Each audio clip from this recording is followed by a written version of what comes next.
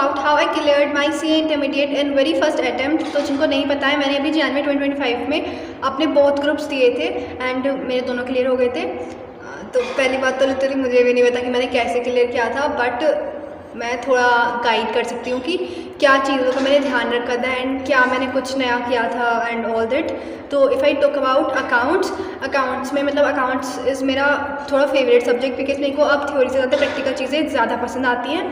तो मैंने पर्सनली उसमें क्या किया था, मैंने होमवर्क में इतना ज़्यादा नहीं करती थी, जब मुझे मिलता था मैं थोड़ा बहुत कर लेती थी। मैंने ऑनलाइन क्लासेस ली थी फॉर ऑल द सब्जेक्ट, ठीक है।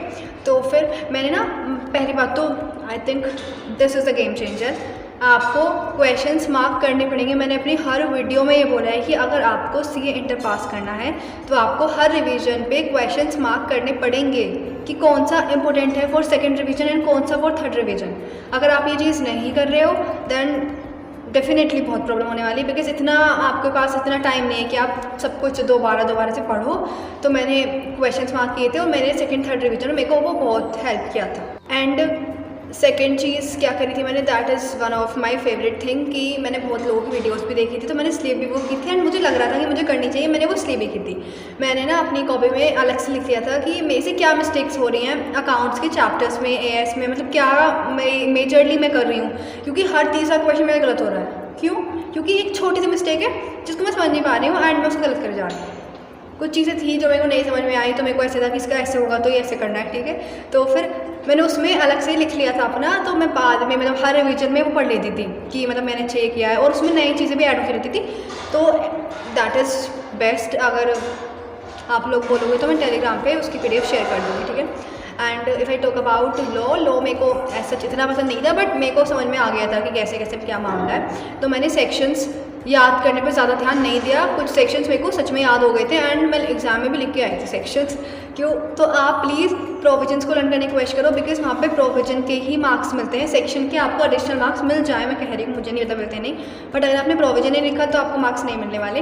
तो प्लीज़ कीवर्ड्स को याद करने की कोशिश करो एंड मल्टीपल क्वेश्चन सोल्व करो। मैंने इतने क्वेश्चन नहीं सोल्व करे थे, सिर्फ मैंने बुक वाले क्वेश्चन ही करे थे एंड मेरे को ये था बस मैं बार बार उन चीज़ों को पढ़े जा रही हूँ, मतलब प्रोविजंस को पढ़े जा रही हूँ, मैंने क्वेश्चंस नहीं सोल्व करे। तो एग्जाम में मैं थोड़ा ऐसे हो गया था कि यार ये तो हो ही नहीं रहा। तो प्लीज़ आप पहले से ही क्वेश्चन सोल्व करके चलो, तो आपको थोड़ी हेल्प मिलेगी इससे।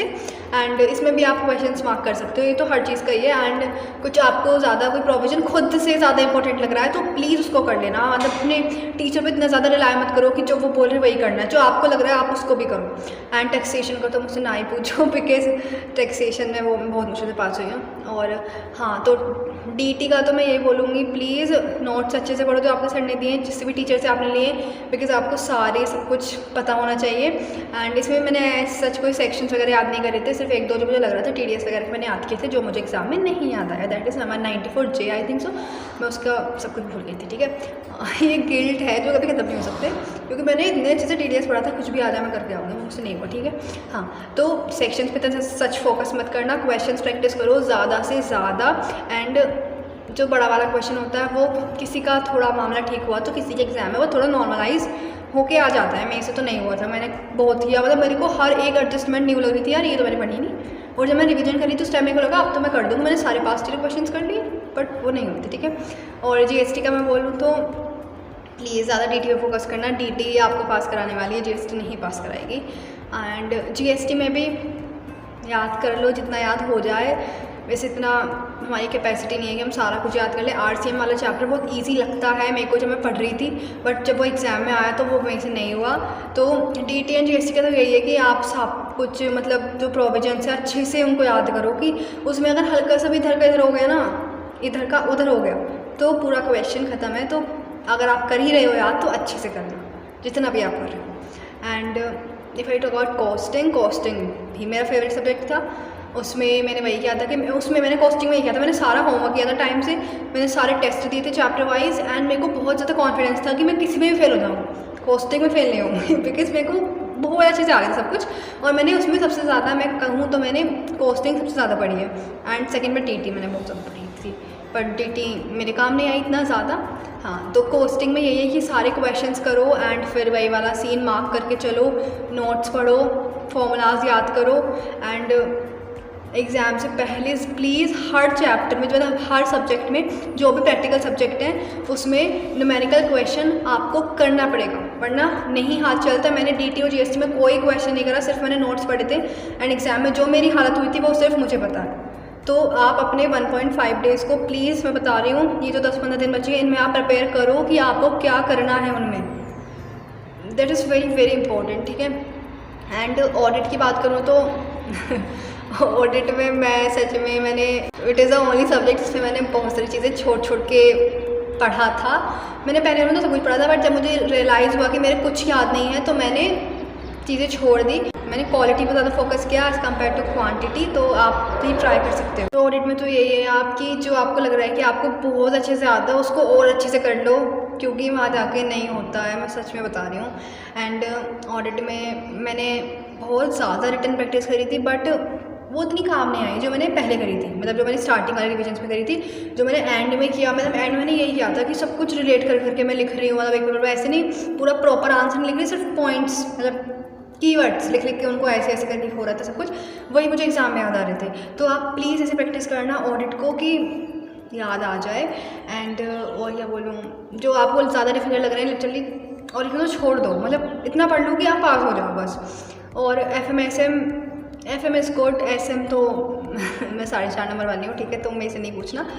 FM का तो मैं बोलूँगी it is like costing only, सब कुछ पढ़ना, अच्छे से पढ़ना एंड क्वेश्चंस मार्क करके चलना। एंड कुछ नहीं समझ आ रहा तो अब टाइम वेस्ट मत करना, जो आपने पहले ही छोड़ के चल रहे हो जिस चीज़ को, अब उसको मत उठाना, अब उसको छोड़ दिया तो उसको वैसे ही रहने दो, कुछ नई चीज़ पढ़ने की ज़रूरत नहीं है। जो चैप्टर्स आपने पहले से कर रखे हैं या आपको लग रहे थे इंपॉर्टेंट है उनको करिए, ज़्यादा क्वेश्चंस प्रैक्टिस करो एंड मार्क करके चलो, अपनी गलतियों को लिखो, क्योंकि कुछ बहुत छोटी चीज़ें होती हैं जो आपके पूरे क्वेश्चन को गलत कर देती हैं, तो आपको पता होनी चाहिए। एंड अगर आप ऐसे पढ़ रहे हैं अच्छे से, तो इतना तो मैं नहीं बता सकती ऐसे के बारे में, बट आप ऐसे में अगर पढ़ रहे हो तो प्लीज़ उसको भी अच्छे से पढ़ना कि आप पास हो जाओ अच्छे से। एंड ये मतलब FM या SM एक चीज़ को अपने स्ट्रॉन्ग बना के चलो कि अगर FM नहीं काम कर रही तो SM काम कर रही है, बट कुछ तो काम करना चाहिए बिकॉज आपको पास होना है।